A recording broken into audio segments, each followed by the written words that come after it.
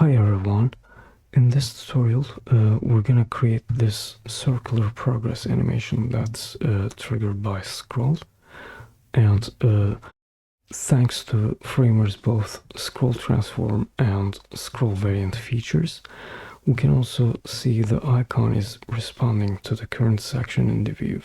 We can even click the arcs to view its section. And of course, since we're using Framer, we're gonna create all this without writing a single line of code. So let's get started.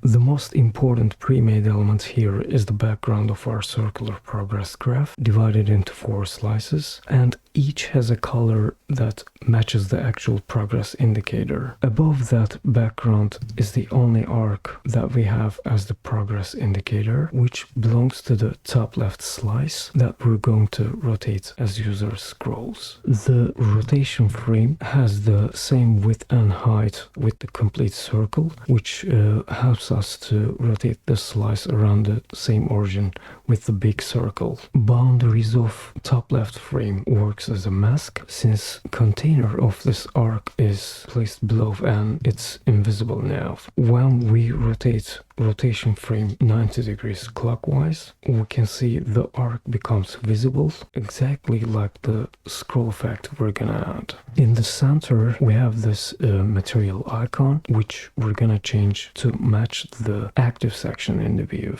and we have these content cards with scroll sections added. We're gonna start with creating the other arcs. I'll duplicate the top left arc, name it top right, rotate it 90 degrees clockwise, or can also enter 90 here under transforms. Then I'm gonna remove its left pin and enter 0 to align it to the right. Then I'm gonna select graphic, the arc shape itself under selection, and select 2 for its color. We can check the color and transforms by rotating the rotation frame. As you see, it works. I'm gonna duplicate the top right and name it bottom right, and I'm gonna rotate it again in 90 degrees clockwise to make its rotation 180. Since this is the bottom right arc, I'm gonna remove its top pin, and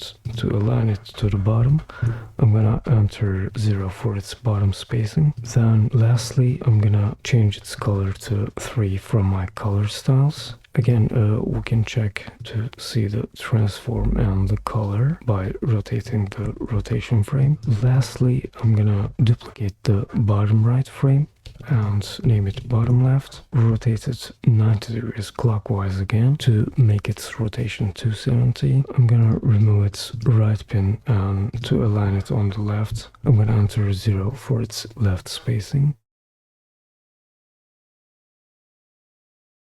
And lastly, again, for this arc, I'm gonna change its color to 4 under color styles. You can check also the transform and color for this one, as you see. Now that we have all of the arcs we need, we can add scroll transform effect, right? To integrate the rotation of the progress indicator arcs to the scroll interaction. So I will select all 4 of the rotation frames and add a scroll transform effect to them.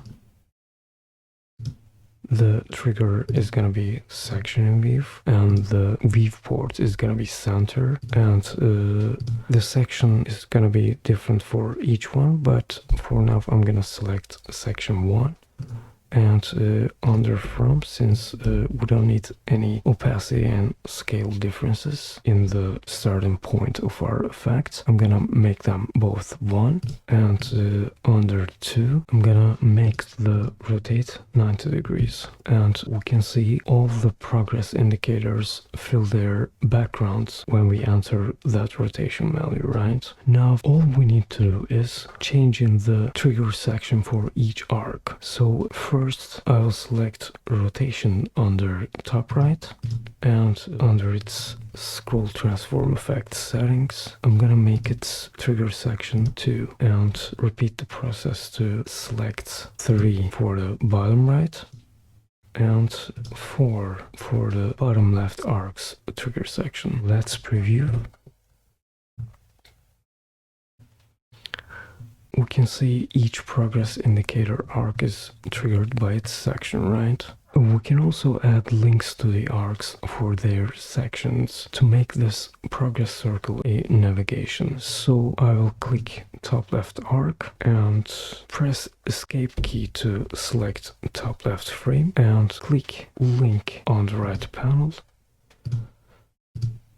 and select section 1 for target. I'll repeat the process to add links to each arc.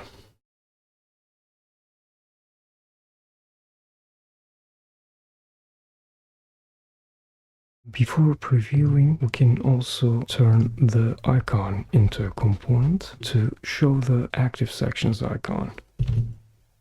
In the component screen, I will create another variant, and for the new variant, I will make icon palette, and I'm gonna make its color too, to match its section, and its style is gonna be outlined for this particular icon to match the other ones. Then I will add a new variant and make its icon sync, and its style is gonna be rounded, and its color of course is gonna be 3 from my color styles. One last time I'm gonna create a new variant, select the material layer and make its icon accessibility and its color 4. Now all we need to do is go back to home screen, add a scroll variant effect to our icon component with trigger section in view, viewport center. For section 1 I will pick variant 1,